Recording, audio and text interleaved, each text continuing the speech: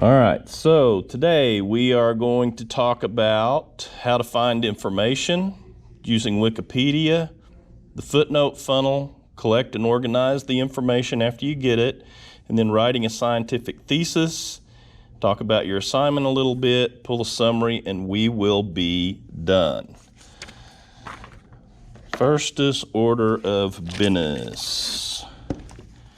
Google search. A lot of folks will tell you when they do their search that they are doing research. Well, most of the time, a Google search is not quite going to get you where you need to be. Anybody can publish anything on there.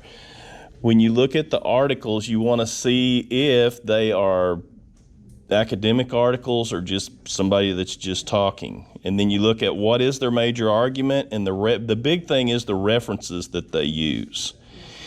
Now, who can publish in Wikipedia? Anybody can, right? Charles Manson could, all of them. The outline at the beginning of an article is a very good place to start, and that's what we'll do. If you look at, go on Google and get on Wikipedia and click on it, if you can, and then search Kennedy assassination.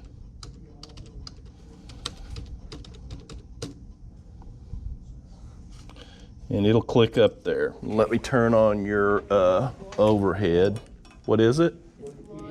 Okay, go to the second listing on it.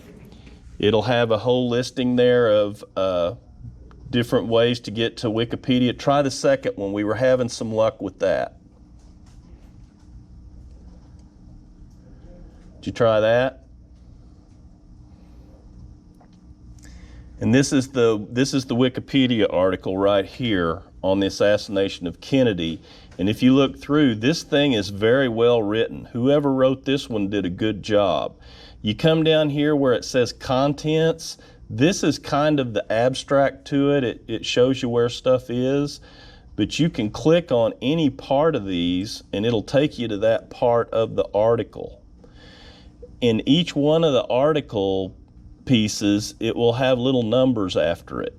For instance, 29 here is by John McAdams, written in 212. Dealey Plaza ear witnesses. They were talking about all the report from the rifle coming through there and that there may have been other shooters. When you look at this stuff, the numbers will correspond to the notes at the end, which is right here. Okay, and this thing has, my goodness, how many? It's got 170 citations to it. These are your references. These are the books and the articles that they used to write this one. Now, there is a nice trick that I learned in graduate school called the footnote funnel. And the footnote funnel is, at the end of every book or article, there are references. I'm going to talk about Bugliosi, the Warren Commission, and then Jim Marrs related to the assassination. Bugliosi says that Oswald did it by himself. He has all of his references at the end, and I believe there's 1,800. Each one of those will have a set of references. These are the ones he used, and then at the end of those, each one of them is going to have a list of references. The Warren Commission will pull some of the same references as Bugliosi does. This is called the footnote funnel. When you get one that is hit by many different authors, you sure want to look at it because these are called classics of literature. This is the first generation. This is the second generation of the footnote funnel. You'll notice that I have Marrs over here because he is into conspiracy theory, and he thinks that it was a group of people that killed the president, not Oswald acting alone. The problem is all the information and the evidence does not connect to prove that. There's no physical evidence to it. There's no other evidence of a gun being shot there. There's no bullets, there's no fragments. We just don't have it. So his stuff is going to be different. That's why he's kind of out here. If you do a Google search on the assassination and you hit Mars only and you write your paper from what he says only, it's going to be biased to here. Okay? So that's why in our writing, we want to use the Warren Commission and Bugliosi. Then we're going to talk about the House Select Committee. They reopened it and did it again. And they thought that there were more than one shooter because of a radio or an audio tape from one of the motorcycle policemen. And they found that that wasn't quite true after they looked at it. The third section down here are the conspiracy theories. That's Mars and Crossfire. You do an introduction. These are our 3 body paragraphs. And then we have a summary, conclusion, and references. So that's what we're going to write tomorrow after we go through the different parts of this. Now, when you write in here, you will use this style of introduction. And it is from thesis writing. And it's over here. Your introduction is always first on a thesis writing. It always contains the thesis statement. Your first sentence, everybody's, will be this. This paper presents information related to, and then whatever we're studying. In this case, it will be the assassination of President Kennedy. So your first sentence verbatim is this paper presents information related to the assassination of President Kennedy, and that's in your notes. First, the Warren Commission and Vince Bugliosi are presented. Second, the findings of the House Select Committee on Assassination are presented. And then third, the conspiracy theories in the Jim Marrs book are presented. And then you put this sentence verbatim to it. These areas are followed by a summary, conclusions, and references. That's exactly how we want that first paragraph written. Don't deviate. Don't be creative. This is not creative writing. When you write in literature and composition, you'll write much differently.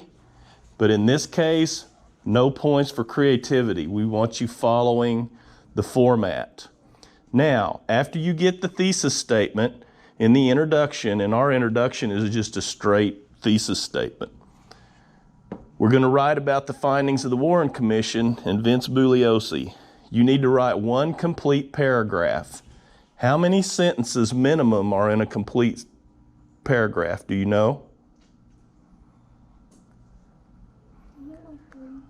It has to be 3 or more. Some will tell you 5, some will say 7, but the bare minimum is 3. Now those have to be complete sentences. They can't be sentence fragments. All right, so we write a paragraph about the Warren Commission. If you will look in your paper, which is right here, I believe it is page 7 that we're talking about. Yeah, if you go to 7 of it, it will say the findings of the Warren Commission and Vince Bugliosi. That's exactly what we have written here. And you'll notice there are 3 lines. If you will go through the stuff that you worked yesterday, or you may need to find some, you need 3 sentences about what the Warren Commission and Vincent Bugliosi say. Okay? The next thing you're going to do, you're going to find 3 complete sentences on the House Select Committee and what they found. Be sure to say what's different from the Warren Commission. All right? And then third, you're going to get into conspiracy theories, including the Marrs stuff. So you need 3 sentences on each one of them. Now, when you cite something, at the end of the sentence, and I just made a squiggle line to represent the sentence, at the end of it, in parentheses, just put the last name of the author and the year it was written. Okay? If you pull different places to make that paragraph, list each one of them. If you use the same information for the entire paragraph, you can simply list it at the end. You don't have to cite each sentence. All right? So how many sentences minimum for each one of these? 3, that's right. We then have a summary. This is written in a good old Socratic method. Tell them what you're going to tell them, and then we tell them here. That's the body paragraphs. The summary is the last shot at it. What you do is you condense this into a very concentrated format. So just take the Warren Commission paragraph or paragraphs, if you write more than one when you stretch this out, write one good sentence about it right here in the summary. Plug it in. Take your second one, your second point, write one good sentence about that, and then one about the third one, and you're done. That's why I like to do at least 3 different topics. It makes it easy to write your summary. After the summary, you put your conclusions in there. These are your thoughts and opinions. Do you have to agree with the stuff that you're doing, that you're studying? No, I would hope that you don't agree with Hitler and the Nazi Party on how to best run a country. Hopefully you don't agree with that. But this is your chance. None of your thoughts can be in this paper until the conclusions. Write 3 sentences and say what your opinion is. Doesn't have to match mine. And then the references, that's where you list all of the sources you used to write the paper. Okay?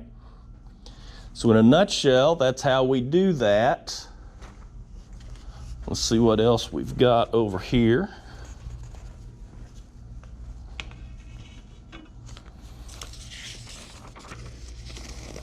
And we talked about collecting and organizing information, getting your themes together. We've done that for you in this paper, but as you start to write, you'll start seeing themes that happen. You need 3 sentences, okay? And we use 3 to make the summary easy.